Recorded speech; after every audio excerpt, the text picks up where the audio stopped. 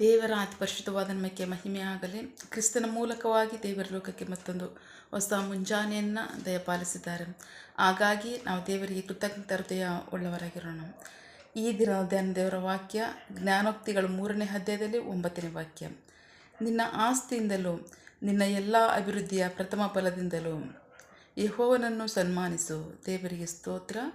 Proverbs chapter 3 word 9. Honor the Lord by making him an offering from the best of all that your land produces. ದೇವರಿಗೆ ಸ್ತೋತ್ರ. ನಾವು ವಾಕ್ಯ ಭಾಗ ನೋಡ್ತಾ ಇದ್ದೀವಿ. ಪ್ರೀತಿ ದೇವ್ರ ಮಕ್ಕಳೇ, ನಿನ್ನ ಆಸ್ತಿಯಿಂದಲೂ ನಿನ್ನ ಎಲ್ಲ ಅಭಿವೃದ್ಧಿಯ ಪ್ರಥಮ ಫಲದಿಂದಲೂ ಯೆಹೋವನನ್ನು ಸನ್ಮಾನಿಸು. ದೇವರಿಗೆ ಸ್ತೋತ್ರ. ಆದಿಕಾಂಡ 4ನೇ ಅಧ್ಯಾಯ. ನಾವು ಆದಿಕಾಂಡ 4ನೇ ಅಧ್ಯಾಯದಲ್ಲಿ 5ನೇ ವಾಕ್ಯದವ್ರಿಗೆ ನೋಡೋದಾದರೆ ಅಲ್ಲಿ ಇಬ್ಬರು ವ್ಯಕ್ತಿಗಳು. ಯಾರವರು? ಪ್ರಥಮ ಮನುಷ್ಯರಾದಂಥ ಆದಾಮನ ಮಕ್ಕಳಂಥ ಕಾಯನ್ ಮತ್ತು ಏಬೆಲ್. ದೇವರಿಗೆ ಸ್ತೋತ್ರ. ಅಲ್ಲಿ ಎರಡು ಕಾರ್ಯಗಳು ನೋಡ್ತಾ ಇದ್ದೀವಿ. ಒಂದು ಆಸ್ತಿ ಇದೆ, ಇನ್ನೊಂದು ಅಭಿವೃದ್ಧಿ ಇದೆ.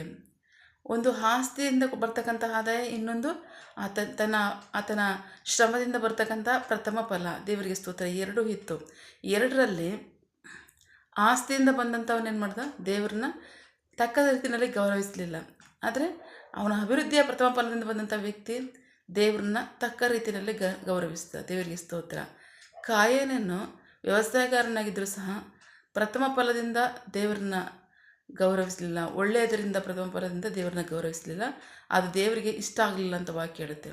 ಆದರೆ ಹೇಬೇಲನ್ನು ತನ್ನ ಕಷ್ಟಪಟ್ಟು ಶ್ರಮದಿಂದ ಸಂಪಾದಿಸಿದಂತಹ ಆ ಅಭಿವೃದ್ಧಿಯ ಫಲದಲ್ಲಿ ಪ್ರಥಮ ಕುರಿಯನ್ನು ದೇವರಿಗೆ ಸಮರ್ಪಣೆ ಮಾಡ್ದ. ಅದು ಯೆಹೋವನಿಗೆ ಮೆಚ್ಚುಗೆ ಆಯಿತು. ಅಷ್ಟು ಮಾತ್ರ ಅಲ್ಲ, ಅದು ಯೆಹೋವನಿಗೆ ಗಮಗಮಿಸಿತು ಅಂತ ವಾಕ್ಯ ಹೇಳುತ್ತೆ. ದೇವರಿಗೆ ಸ್ತೋತ್ರ. ಸೊ ಹಾಗಾಗಿ ಆ ಎರಡು ಕಾರ್ಯದಲ್ಲಿ ಯಾವುದು ಮೆಚ್ಚುಗೆ ಆಯಿತು ಅಂದರೆ ಏಬೇಲನ ಕಾರ್ಯಗಳೇ ದೇವರಿಗೆ ಮೆಚ್ಚುಗೆ ಆಯಿತು. ದೇವರಿಗೆ ಸ್ತೋತ್ರ. ಕಾಯನ ಕಾಣಿಕೆ ದೇವರಿಗೆ ಇಷ್ಟ ಆಗಲಿಲ್ಲ ಅಂತ ವಾಕ್ಯ ಹೇಳುತ್ತೆ. ದೇವರಿಗೆ ಸ್ತೋತ್ರ. ಸೊ ಹಾಗಾಗಿ ಪ್ರೀತಿದ ಮಕ್ಕಳ ವಾಕ್ಯ ಹೇಳುತ್ತೆ, ನಿನ್ನ ಆಸ್ತಿಯಿಂದಲೂ ನಿನ್ನ ಎಲ್ಲ ಅಭಿವೃದ್ಧಿಯ ಪ್ರಥಮ ಫಲದಿಂದಲೂ. ಆಸ್ತಿಯಿಂದಲೂ ಸಹ ಆಸ್ತಿಯಿಂದ ಬರ್ತಕ್ಕಂಥದ್ದಲ್ಲೂ ಸಹ ದೇವರನ್ನ ಪ್ರಥಮ ಫಲದಿಂದ ನೀವು ಗೌರವಿಸಿ ಸನ್ಮಾನಿಸಿ. ಅಷ್ಟು ಮಾತ್ರ ಅಲ್ಲ, ನಿಮ್ಮ ಅಭಿವೃದ್ಧಿಯ ಫಲದಿಂದಲೂ ಸಹ ಪ್ರಥಮ ಫಲದಿಂದ ದೇವರನ್ನ ಸನ್ಮಾನಿಸಬೇಕು, ಗೌರವಿಸಬೇಕು ಅಂತ ವಾಕ್ಯ ಹೇಳ್ತೇವೆ. ದೇವರಿಗೆ ಸ್ತೋತ್ರ. ನನ್ನನ್ನು ಸನ್ಮಾನಿಸುವವರನ್ನು ನಾನು ಸಹ ಸನ್ಮಾನಿಸ್ತೇನೆ, ನನ್ನನ್ನು ತಿರಸ್ಕರಿಸುವವರನ್ನ ನಾನು ಸಹ ತಿರಸ್ಕರಿಸ್ತೇನೆ ಅಂತ ಹೇಳ್ತಾರೆ. ದೇವರಿಗೆ ಸ್ತೋತ್ರ. ಸೊ ಹಾಗಾದರೆ ಏನು ಸಿಗುತ್ತೆ? ನಾನು ನೋಡೋಣ 10ನೇ ವಾಕ್ಯ. ಆಗ ನಿನ್ನ ಕಣಜಗಳು ಅಭಿವೃದ್ಧಿಯಿಂದ ತುಂಬಲ್ಪಡುವವು, ಹೊಸ ದ್ರಾಕ್ಷಾರಸದಿಂದ ನಿನ್ನ ತೊಟ್ಟಿಗಳು ತುಂಬಿ ತುಳುಕು. ದೇವರಿಗೆ ಸ್ತೋತ್ರ. ನಾವು ಅವ್ರನ್ನ ಸನ್ಮಾನಿಸಿದ್ರೆ ಅವರು ಸಹ ನಮ್ಮನ್ನು ಸನ್ಮಾನಿಸುವವರಾಗಿದ್ದಾರೆ, ಅಭಿವೃದ್ಧಿಪಡಿಸುವವರಾಗಿದ್ದಾರೆ. ಸೊ ಹಾಗಾಗಿ ದೇವರನ್ನ ಪ್ರಥಮ ಫಲದಿಂದಲೂ ಅಷ್ಟು ಮಾತ್ರ ಅಲ್ಲ, ಶ್ರೇಷ್ಠವಾದಿಂದಲೂ ನಾವು ಅವ್ರನ್ನ ಸನ್ಮಾನಿಸಬೇಕು. ದಶಮ ಭಾಗವನ್ನು ನೇಮಿಸಿದಾರಲ್ಲ, ನಿಮ್ಮ ಆಸ್ತಿಯಿಂದಲೂ ನಿಮ್ಮ ಅಭಿವೃದ್ಧಿಯ ಶ್ರಮದ ಎಲ್ಲ ಫಲಗಳಿಂದಲೂ ಸಹ ನನ್ನ ದಶಮ ಭಾಗವನ್ನು ಕೊಟ್ಟು ನನ್ನ ಸನ್ಮಾನಿಸಿ ಅಂತ ಹೇಳಿದಾರಲ್ಲ. ಆಮೇನ್. ಸೊ ಹಾಗಾಗಿ ನಾವು ಹೇಗೆ ಸನ್ಮಾನಿಸಬೇಕು ಅಂದರೆ ಬಹಳ ಪ್ರಮುಖವಾಗಿ ನಾವು ಸಭೆಗೇ ಕಾಣಿಕೆಯನ್ನು ಅರ್ಪಿಸಬೇಕು. ಸಭೆಗೆ ನನ್ನ ಆಲಯಕ್ಕೆ ನೀವು ನಿಮ್ಮ ಪ್ರಥಮ ಫಲವನ್ನು ದಶಮ ಭಾಗವನ್ನು ತನ್ನಿ ಅಂತ ಮಲಾಕಿ ಪ್ರವಾದಿ ಪುಸ್ತಕದಲ್ಲಿ ದೇವರು ಹೇಳಿದ್ದಾರಲ್ಲ. ಹೌದು, ನಾವು ಹಾಗೆ ಸನ್ಮಾನಿಸಬೇಕು ದೇವ್ರನ್ನ. ಆಗ ಅವರು ಸಹ ನಮ್ಮನ್ನು ಸನ್ಮಾನಿಸ್ತಾರೆ, ಅಭಿವೃದ್ಧಿಪಡಿಸ್ತಾರೆ. ಆಮೇನ್. ಪ್ರಾರ್ಥಿಕೊಳ್ಳೋಣ.